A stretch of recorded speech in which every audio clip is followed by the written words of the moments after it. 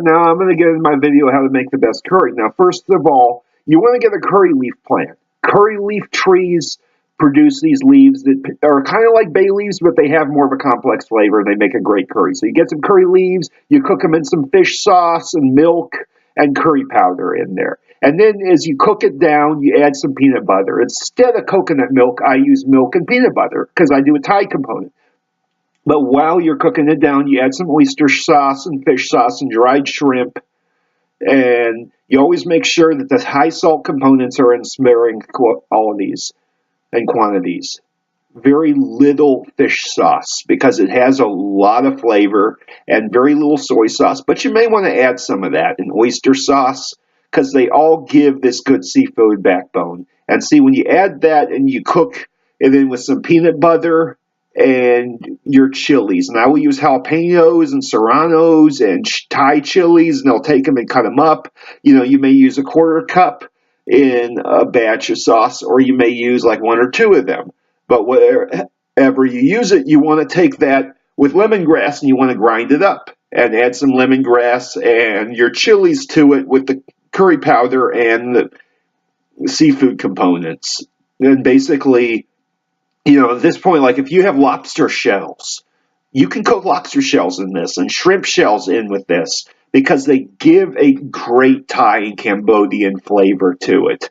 And that's how the Thai and Cambodian chefs do this, because they will make a demi-glace broth out of the seafood components and fish bones. And, you know, you can make this into a mother sauce of any type. You can make a velouté, making it creamy with coconut milk. If you really don't want to do the peanut butter thing, you can just cook coconut milk in with the curry powder, but then you add some chilies and curry leaves, or you might want to cook it in with cheese and spinach, and you might want to make it into like a mac and cheese kind of style, where you bake cheese and spinach over something like maybe some sort of starch, or you might want to do it with like seafood or meat or anything. And what I do is, like, I have also garam masala, and it has the curry components, but it has a lot more like the nutmeg, and it has its cardamom and cumin and coriander and turmeric and like the white and black turmeric and the pepper and all the Indian spices. But then it has a few more, and it has cinnamon bark and cinnamon. And then it has bay leaves and a few other things that give a very savory touch to it. Because when you use the garam masala and you get the ground or non-ground, it's good to get both. Because that way in the non-ground you have a million different types of spices in one bag. And you can just sort through them and steep your curry in with the spices. And that's how you really want to do it. Like you want to steep a few bay leaves and then you puree some curry leaves and you cook it in the sauce with the curry leaves, because the curry leaves give this phenomenal backbone. They work well with the curry. And in India, they really use curry leaves. They are actually used in India. They're not used in American curry, which is a shame because they are so good when you get the taste for them. Like if you try curry leaves, they have a very savory flavor when you cook stuff with them. And so basically this is where when you're doing these types of curries, you know, you want to think about your chili content. Do we want it sweet? Do we want it sour? Do we want to have a curry that has, you know, an umami touch? You could use yogurt in your curry. Like as long as it doesn't have aspartame, you could cook with it and get any type of yogurt and turn around and say, you know what, I want to make a healthy curry. Let's get some sour yogurt and some curry powder and cook those together in something. And you could add some Splenda to it, make a superfood. You know, and then you turn around, use coconut milk and ghee, and you make the worst food in the world. It can go either way.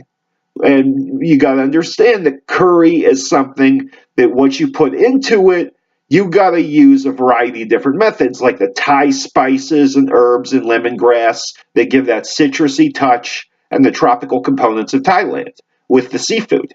Then the Indian spices, the Chinese way of cooking and cutting things finely and cooking it into a sauce so it absorbs it and marinates while it's cooking, you know, and then blends its flavor in.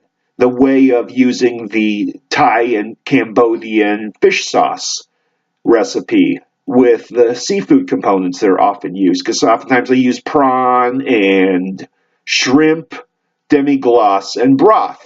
And that's what you got to remember, like the spiced components And you can use some anchovies in with this because, you know, like when you're making Italian dressing, and like especially like the zesty flavored Caesar dressing, it is a hollandaise, but you use this anchovy paste to give the zesty flavor, just like you add a little bit of anchovies to tie stuff and you give that backbone. And see, the restaurants will use a variety of different fish sauces and fish pastes and stuff like that. So you might want to use some fish paste, you might want to use some, you could use salmon ground up in the place of fish sauce, like get some different types of fish. Or you could decide if fish sauce is too much, you don't like the type of fish they use. You could use sardines ground up really finely. You could use any kind of fish component. Because, see, in Thailand, they have all different types of fish sauce. And you can't decide on one, so you have a variety. And I'll use some fish sauce, and I'll also use some oyster sauce.